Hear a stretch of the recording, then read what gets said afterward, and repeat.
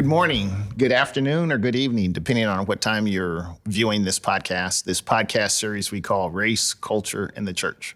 Race, Culture, and the Church. And as I like to remind everyone at every episode, this series started 1 week after the murder of George Floyd. And so we have 50 plus podcasts in our pocket, if you will. And I invite you to explore, to point, click, and look at the various subjects and guests that we've had into this space since that point in time.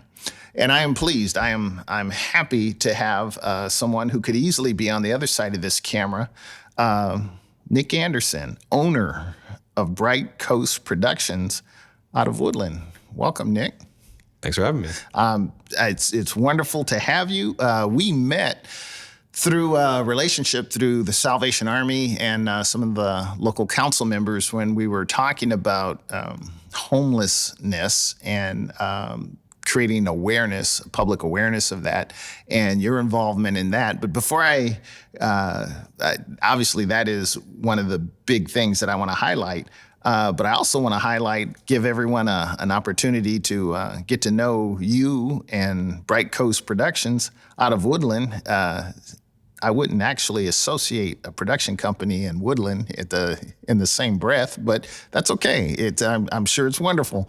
2006 graduate of Chapman University. How did you go to Chapman versus any other institution? I actually originally went to UC Santa Cruz for 1 quarter and wanted to do film and media there, and found out that basically you had to be a junior just to get into the original media classes there. So ended up transferring to Chapman because Chapman had a program where day one, there's a class called visual storytelling. And day one, they put a camera in your hands. You have to make like 10 short films in that first class. And that was kind of exactly what I was looking for out of high school, was kind of a more hands-on approach to filmmaking. So in 2006, there's a lot of careers. I guess filmmaking is not so strange, but how did that become a pursuit, a desire?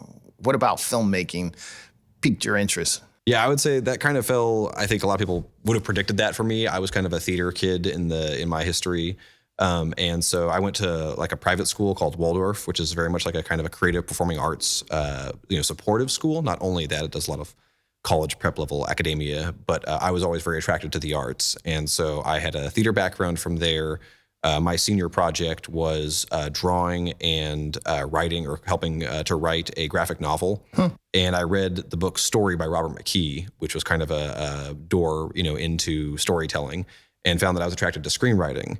And so I went to Chapman and majored in screenwriting there. And I think predictably, a lot of my classmates were like, you really should, double major in directing or something like that. And predictably, I ended up falling into directing right after college. And so that's always kind of been, I was always kind of interested in how the cookie was made. And so it was, first screenwriting, then directing. So that's interesting. So if we can pursue that cooking analogy, so the screenwriting is the recipe making? Yeah, absolutely. I was always interested in kind of, finding out how stories are crafted.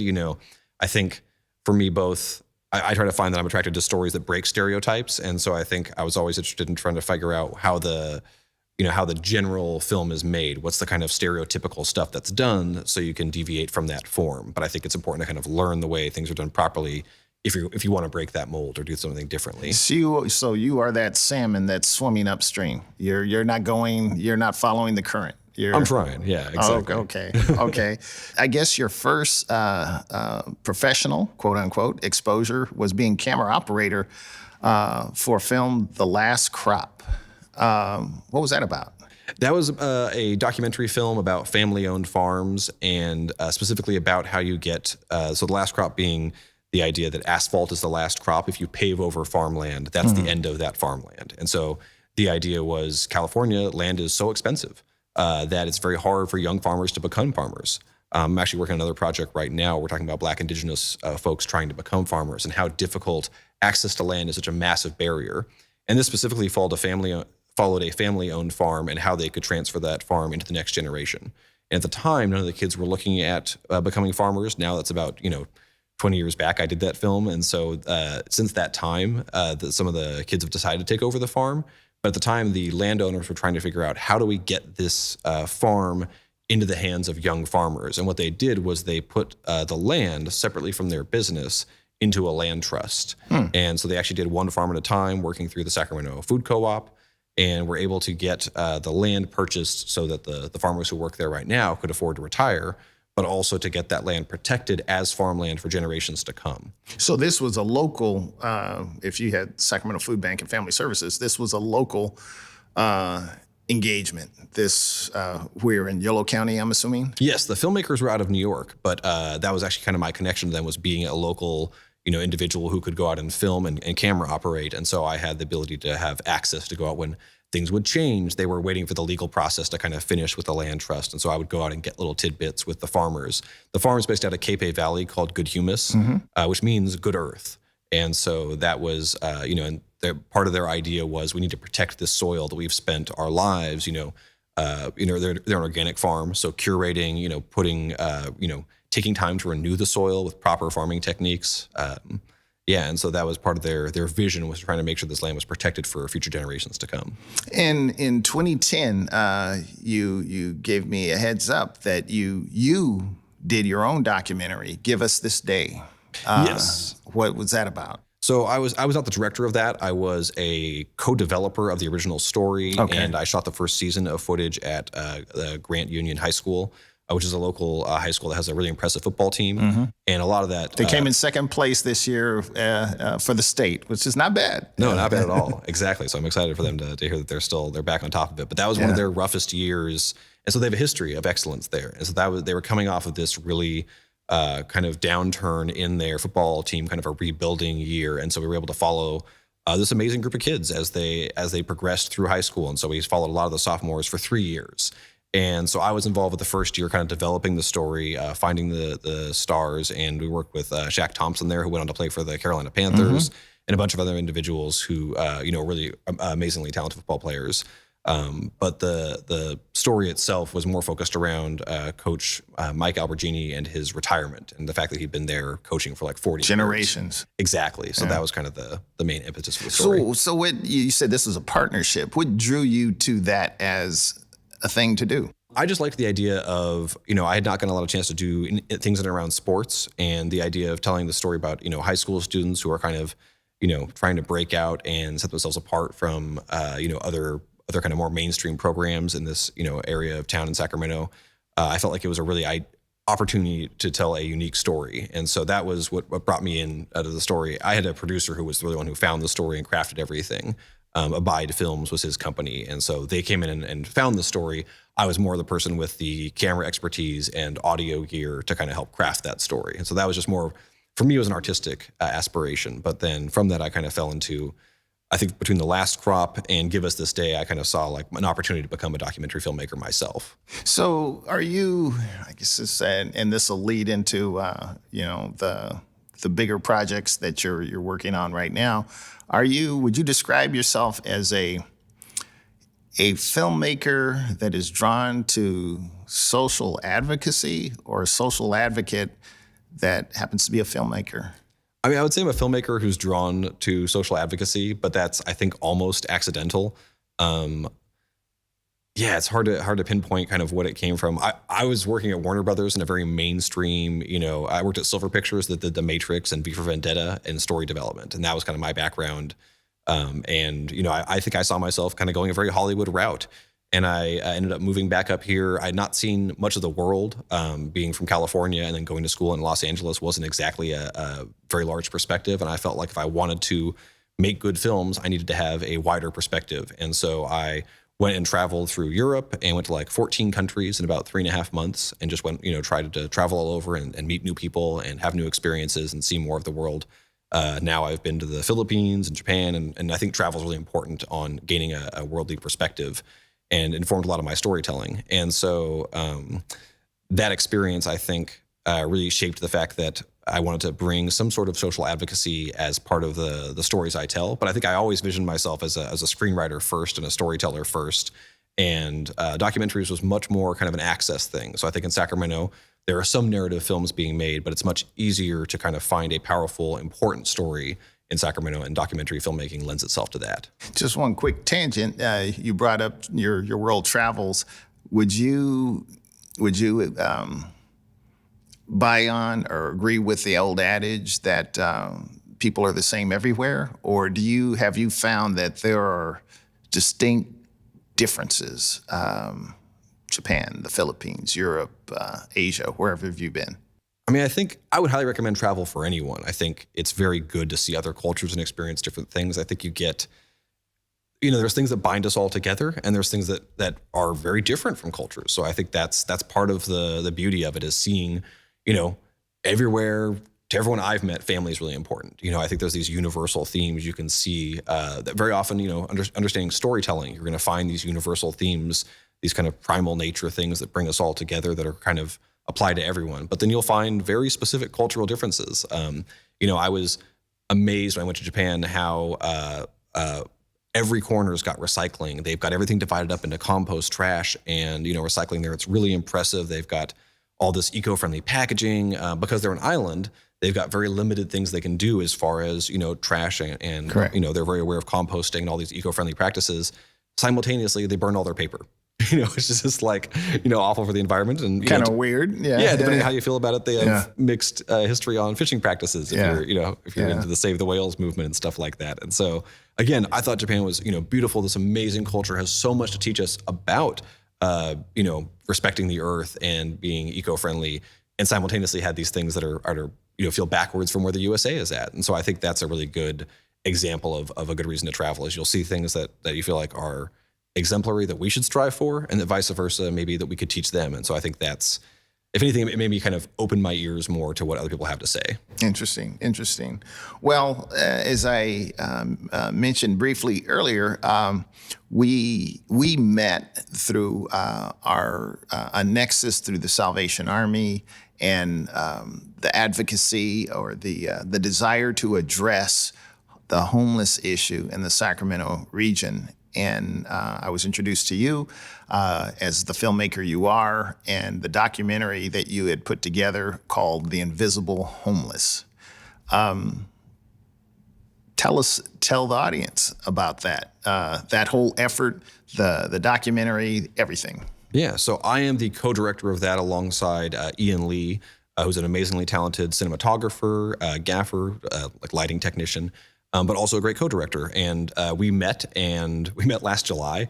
And I think within 30 days had come up with the idea of like, maybe we should do something about the homelessness situation in Sacramento. I think we'd heard about the point in time count coming out, that the numbers were passing up the count in San Francisco, which is just kind of a whatever, stat, but just was that moment of feeling like we had to do something. I'm a new father. And so I felt like I don't want to live in a world where my kids see me seeing social issues and not doing something about it. And so I felt like I have to, and what can I do better than make a film? And that's probably kind of answered my question of like, okay, so I have to make a film about this. I have to do something. And so The Invisible Homeless was created and shot in 30 days. It's a really fast kind of snippet of that point in time that we produced the film.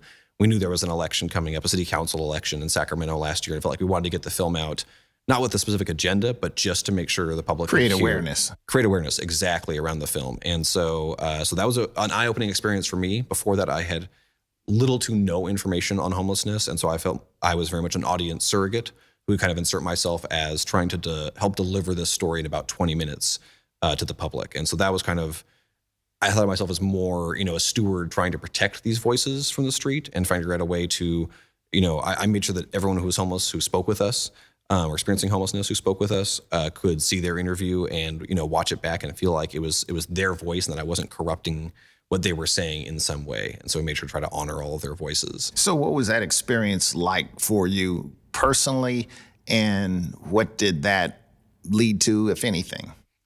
Honestly, I was really nervous about it. I think I felt, I don't know if I didn't feel unsafe, but I think I was worried about feeling unsafe. I think I was, kind of anxious about, will I go out in the street? People will try to steal my camera, or will it feel like I am on the other end of things? Am I the one who is being the interloper? Yes, exactly, interloper, being an opportunist. Am I trying to, like, in some way, even though I'm, doing this film kind of, pro bono, or we did a fundraiser for it, but it was all generated by ourselves. It wasn't acting on someone else's dime, and friends and family largely funding the thing.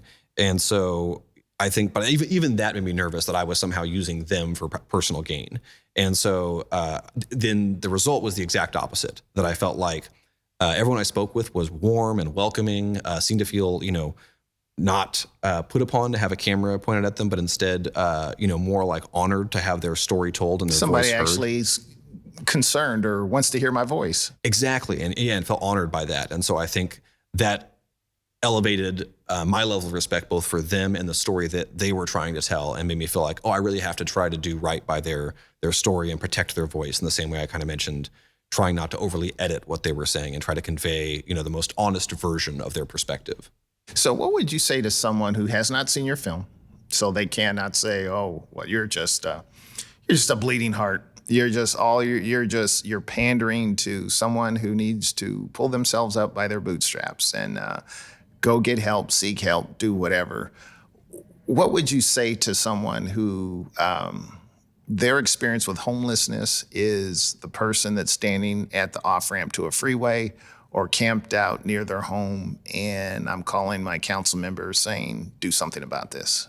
Yeah, I would say that, our film, the name Invisible Homeless, came out of an interview we were talking about, trying to talk about people who are less seen and less thought of as the average person experiencing homelessness. And it isn't that that the person talking to themselves in the street doesn't, deserve to be honored and respected as well, but just that our focus was specifically in that film, women and children who were, not as often given a chance to speak for themselves or their voices heard when it comes to homelessness, and trying to elevate those particular voices. And so, I think we tried to not feel like we were in some way, being provocateurs or kind of stepping on anyone's toes or trying to, in any way put someone out or feel, and to a degree, that's a criticism of the film as well, that we weren't particularly investigative reporters. We weren't doing deep dives into these subjects. We were very much trying to sit back and listen and really hear from what they had to say. And that's because neither of us were experts on the homelessness issue. And so I think for that reason, we were very good audience surrogates. But, to a degree, we were kind of, bleeding hearts a little bit. I think it's just a matter of, we tried to not have that be the only thing the film talked about. We tried to talk about what are the stats telling us. And that's, doing that film let me see that there was a really opportunity to make a larger film, that I needed to do a deeper dive and to talk more about, misconceptions and myth busting and all that kind of stuff that I'm trying to do now in the newer film. And that deeper dive is a call for home. Unpack that. Yeah, working title. Even the title. Yeah. That was just, instead of a call for help, just a call for home. That was kind of a working title right now. I'm hoping that a better title will appear out of the interviews. That's a pretty good title. Oh, thanks. I'll take it for now. So I'm happy with it as a working title. Really, and again, Ian came in, worked too many days, worked too hard, did too good of a job on The Invisible Homeless. So I have, nothing but love. And he's involved with the new project as well. But I'm a full-time filmmaker, and I saw an opportunity to bring a bunch of artists who I knew to kind of come and collaborate on a larger scale project and try to do a really, in my mind, just the next level up, a deeper dive into the subject, and try to elevate the stories better by involving more artists I know who can, Joey Katchis is our cinematographer, and he's just an amazing cinematographer. I thought could bring a different level of visual artistry to these stories and a different level of respect. And the same way we were able to find, 2 or 3 people who were willing to speak with us in the last film. Maybe 4 or 5, but in the film you only see 2 or 3. And this one we wanted to follow, 6 or 8 individuals. So have a wider breadth of experience to inform the public and to help give that perspective on homelessness. And then also, the more I was learning, the more I was like, there's all these myths we can help bust. There's all this data coming out that we can talk about. There's a new study out of UCSF that was done by Margot Kuschel. That's kind of one of the largest studies in and around the people experiencing homelessness since the 1990s. And I met Arturo Biocchi, this Sac State professor who's going to kind of be the host for A Call for Home. I didn't want to, nothing against Michael Moore, but I didn't want to insert myself into the film and kind of be the person on camera. And so I was hoping to find someone who's more of a subject matter expert who could help guide me through this story. And Arturo, I believe, is going to end up being that. Right now he's giving it his best effort while also being a full-time teacher at Sac State. So what are some of the myths or misconceptions that you hope to address or are addressing? I was shocked how many people experiencing homelessness I met who had full-time jobs. I was shocked, how many I met who did not currently homeless and currently full-time employed. Yes, absolutely. And we're not talking couch surfing or are we talking couch surfers? We're talking folks that are sleeping in a car? Yeah, none of the people I spoke with were couch surfing. So most of Okay. them were in the thick of it, experiencing homelessness. And I talked to a lady who, a full-time job working at Amazon. Again, not to badmouth any particular company. I'm sure they have lots of employment opportunities that are amazing.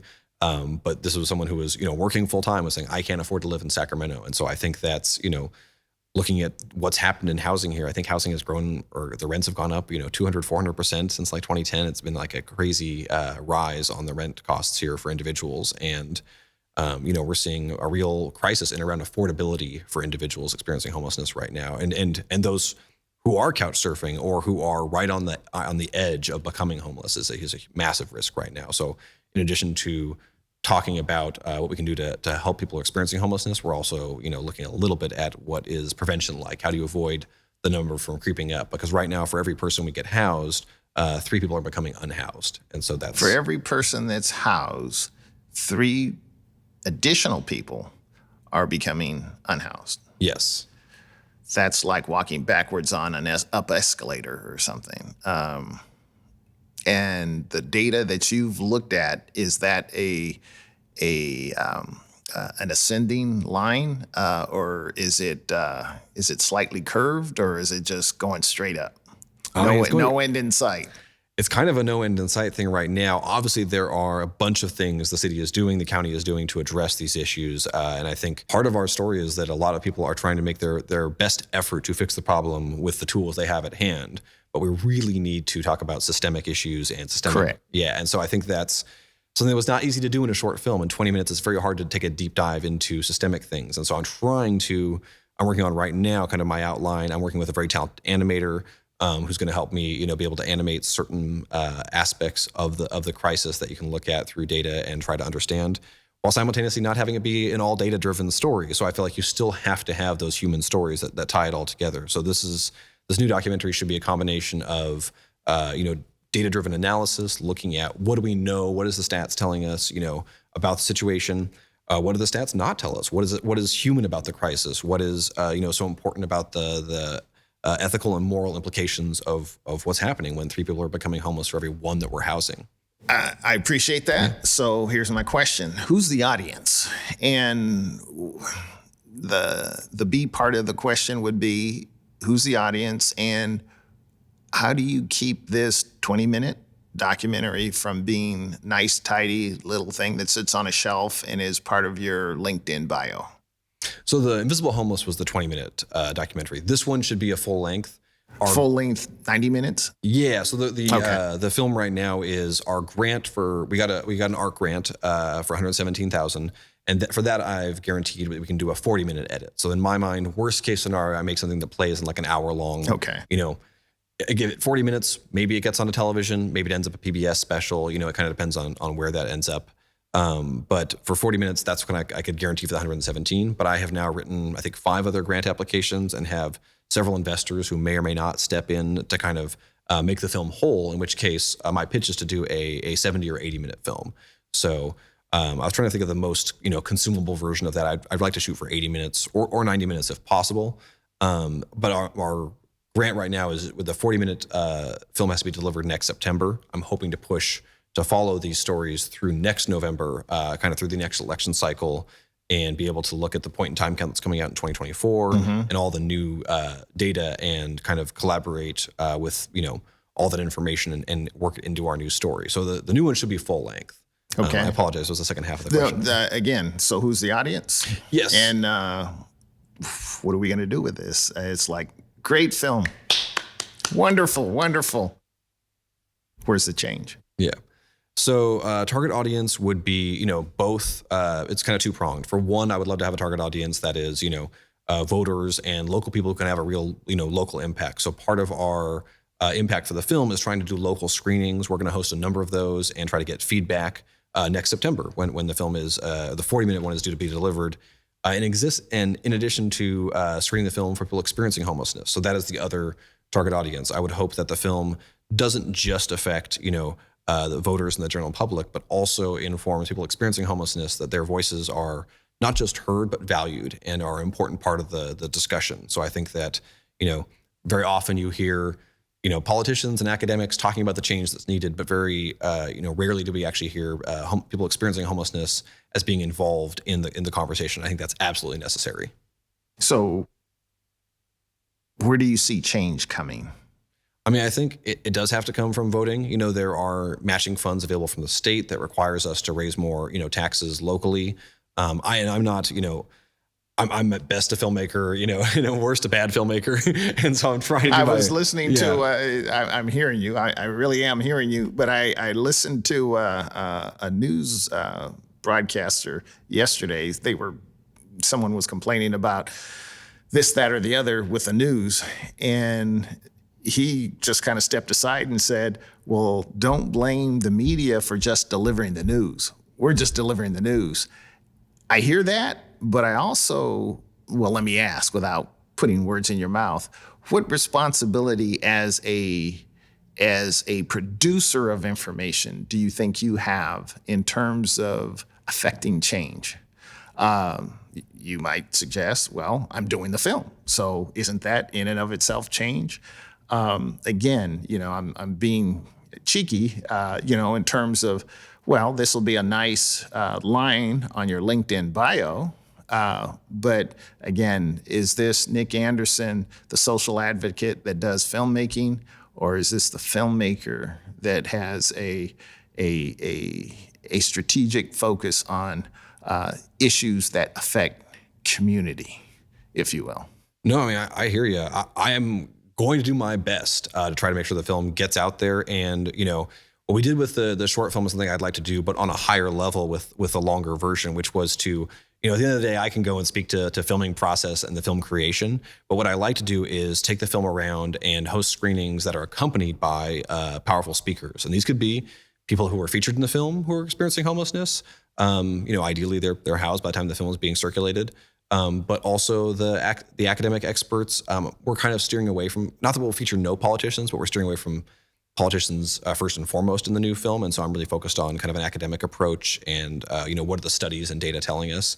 And so for that reason, there's a bunch of individuals who are going to be interviewed in the film and some authors as well who I would love to have, do speaking engagements. I don't want to promise anything ahead of time since they haven't agreed to it. Yeah.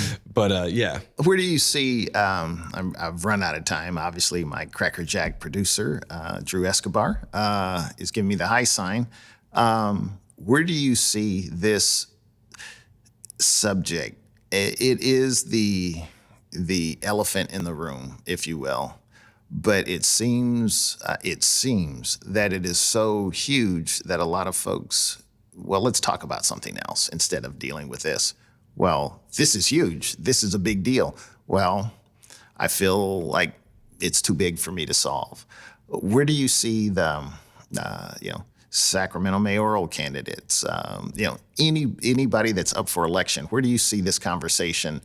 Is it rising to do your ears hear that it's rising to the top of conversation, or is it just not so much?